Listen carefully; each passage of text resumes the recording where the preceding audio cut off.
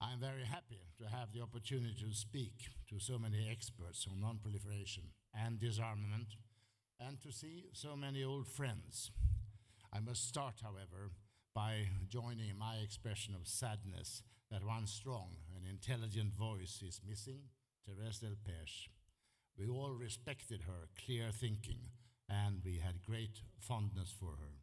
She was a member of the College of Commissioners of UNMOVIC, the Iraqi inspection team, and she played a great role there, being upright and forthful and intelligent.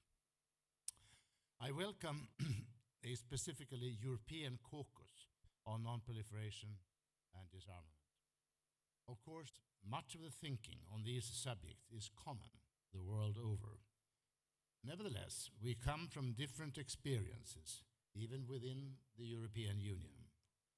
If we want the Union to be an important voice in the world, we need to discuss what that voice could and should be. For instance, to Iran, hopefully very soon in Istanbul. During the Cold War, the Soviet Union was a common threat to the Euro-Atlantic community, making a united stance under US leadership natural in areas non-proliferation, disarmament, and arms control. The cohesion remains, and US and European ambitions in this field have mostly continued in healthy harmony after the end of the Cold War.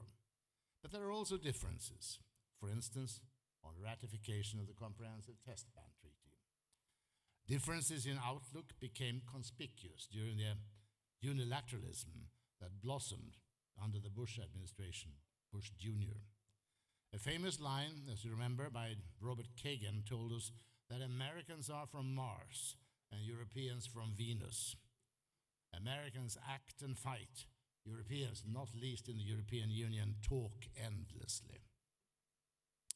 If true, is it that after many centuries of war, we, and the Russians too, don't have the stomach for more weapons and fighting? My personal conviction is that Europeans would still rally to armed action if needed for self-defense, but they would do so only rarely and reluctantly in other cases, as in Libya.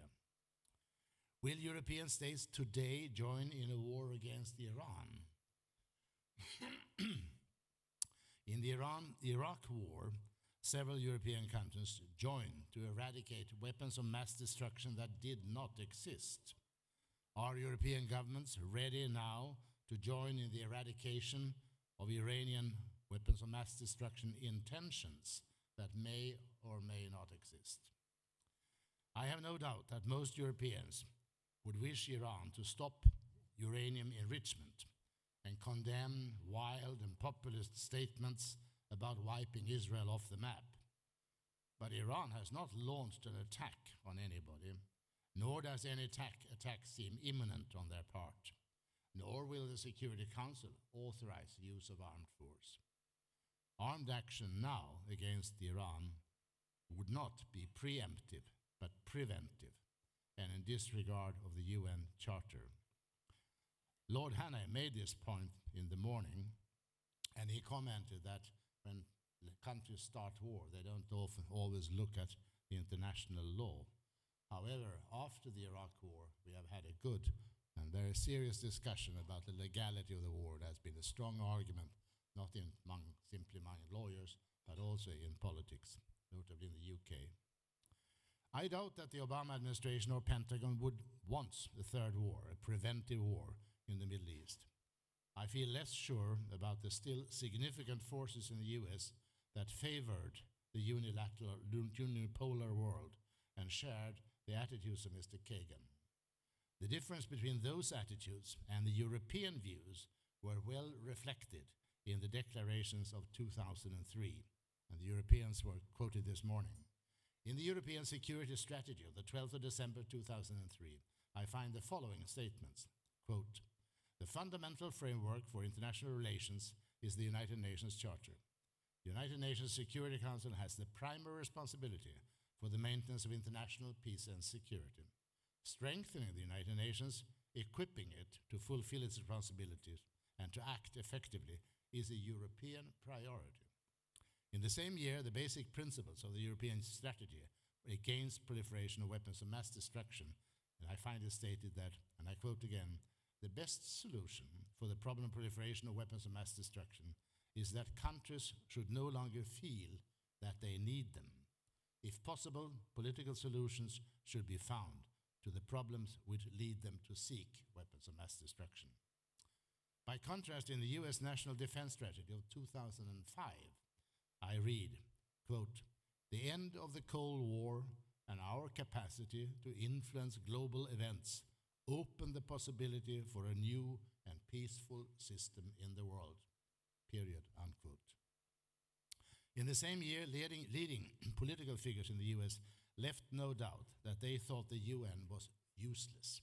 An article by Newt Gingrich, now a presidential candidate, had the title, "A limited UN is best for America." The article made it clear that failure, quote unquote, was not an option for the US, but could be for the United Nations. Even though President Obama did not mention the UN in his recent State of the Union message, he lost no time after his election in 2008 to bring the US government back to positive attitudes to multilateral cooperation, to the United Nations, and to internationally legally binding agreements on arms control and disarmament. Europe and the world were enthusiastic when Obama and Medvedev met in London and declared that they wished to put the Cold War definitively in the past, and even supported the aim of a complete elimination of nuclear weapons. We remember Obama's speeches in Prague and Cairo and the relative success of the NPT Review Conference in 2010.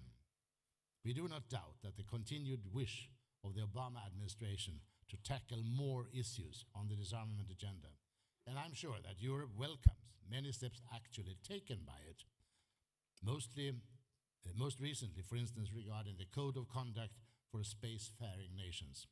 We had a discussion on that subject this afternoon, and I think there was some hope that the European draft on outer space guidelines could now again become more relevant for an international discussion.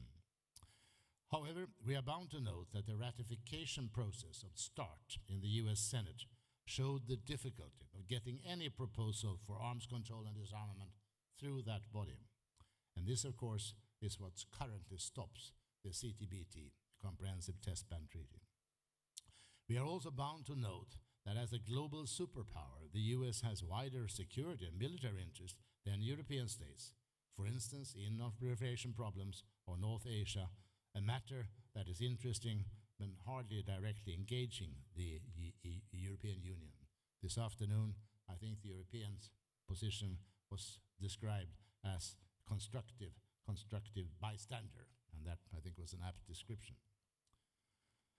While recognizing that the US must tailor the size and composition of its military might to cope with interest over the whole world, one may query whether the size of the US defense budget, even after the proposed cuts, is not excessive. It cannot be explained by the need adequately to meet what we are often told is the greatest threat to the US and to the world, a threat we are not inclined to belittle, namely nuclear proliferation and terrorism. As the US seems to be practically writing off the risk of a military conflict with Russia, we must we not conclude that it is concern about the rise of China and the ever-present influence of a powerful military-industrial complex that lead both to a huge budget and to skepticism about restrictions in the field of arms control and disarmament. Regrettably, the size may be triggering an undesirable expansion of defense budgets in several other countries. Asia is getting richer. Yes, we welcome it. It's also getting richer in weapons. Most European governments are not expanding their military budgets. They do not have the same wide interest as the US and are not subjected to quite the same pressure as the US government. They govern in countries tired of history of centuries of war and weapons expenses. Some of them have nearly shelved the idea of territorial defense. Most European states allocate less than 2% of their GNP to military expenses and are basically unsympathetic to expenses for armament and basically positive to arms control and disarmament. The lone US superpower that remains ready so far to pay dearly to retain its global military supremacy clearly looks with some dismay at the Europeans. Before leaving his post, Mr. Gates, the former Secretary of Defense, warned NATO allies about spending too little on defense. And he said that future American generations might, and I quote Harold Shibum at any rate, turn away from spending so much to defend its wealthy allies in Europe, unquote. I imagine many Europeans would simply ask, defend against whom? The US naval deployments in Asia, Pacific and the Middle East, not least in the Persian Gulf, is increasing much and beyond direct areas beyond direct influences and interest of Europe. I see a new US containment policy being developed vis-à-vis China. Many Europeans may have doubt about this policy and regret some of its cost. Some who are concerned about proliferation and were dismayed about the exception for India when the US pushed through the nuclear suppliers group to secure its nuclear alliance with India. Different views were expressed this morning about it. I certainly feel that it was a very strong push that was very hard for other governments to resist. I think then of these Europeans would feel that Pakistan's current blocking of the conference of disarmament and of the negotiations of a fissile material cutoff has been a sad result of that. Personally, I would only hope that this traditionalist US balance of power policy will be accompanied by a policy of inclusion and regard for legitimate Chinese interest.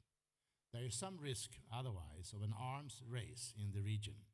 The absence of an FMCT could also trigger a sad nuclear race involving India, Pakistan, and China.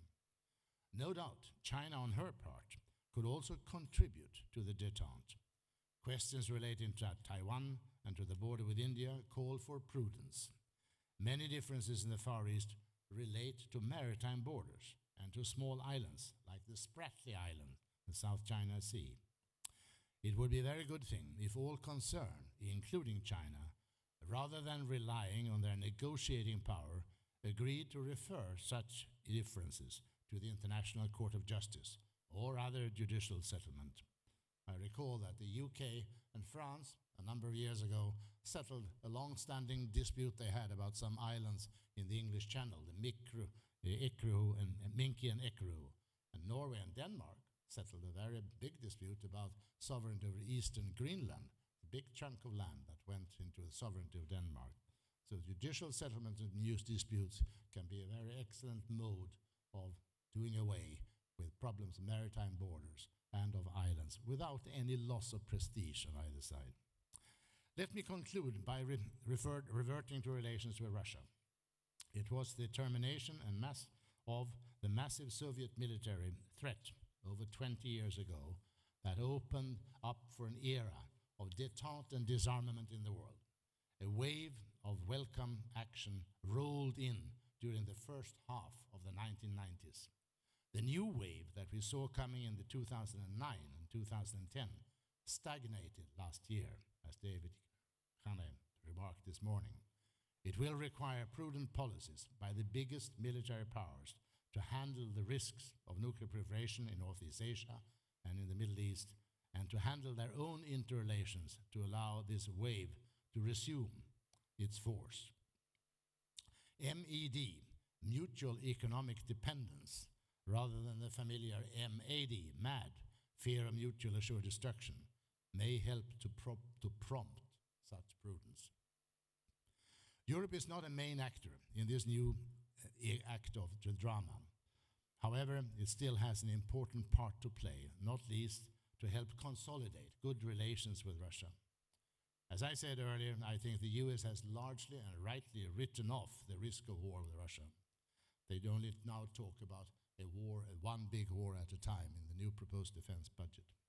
Despite some qualms caused by the uncertain movement towards democracy in Russia, the US seeks to complete this historical term. A reset is sought to remove irritants, achieve détente, positive cooperation on Afghanistan, Iran, North Korea, and a further reduction in nuclear arsenals beyond START. In all these ambitions, I'm sure European states are very supportive. The result so far has been mixed. At long last, Russia has been eased into the World Trade Organization. They got a nuclear cooperation agreement, a 1-2-3 agreement with the United States. Russia is allowing military US transports to Afghanistan. On the other hand, the Russian intervention in Ossetia and what was in part an overreaction to it shows that we need further training in good neighborly relations on the European continent. It's a pity that the entry into force of the amendments to the CFE, the Conventional Forces Agreement in Europe, remains blocked, and that NATO has not yet agreed to remove militarily useless tactical nuclear weapons from Europe. More serious is that the follow-up of the 2010 START is blocked. The shield against intermediate-range missiles poisons the atmosphere. I confess that the controversy puzzles me. I do not understand the Russian demand for a legally binding declaration that the shield will not be used against Russia. What real assurance would be attained from a paper guarantee? I also do not understand why the shield should be necessary. Are Europeans really worried, or should be worried, about the threat of missile attacks from Iran and North Korea? Would not the prospect of solid retaliation suffice to deter any temptation in North Korea or Iran to attack Europe? Mr. Chairman, fellow talkative citizens from Venus, let us raise our glasses to our continued discussions and to our new European caucus on non-proliferation and disarmament.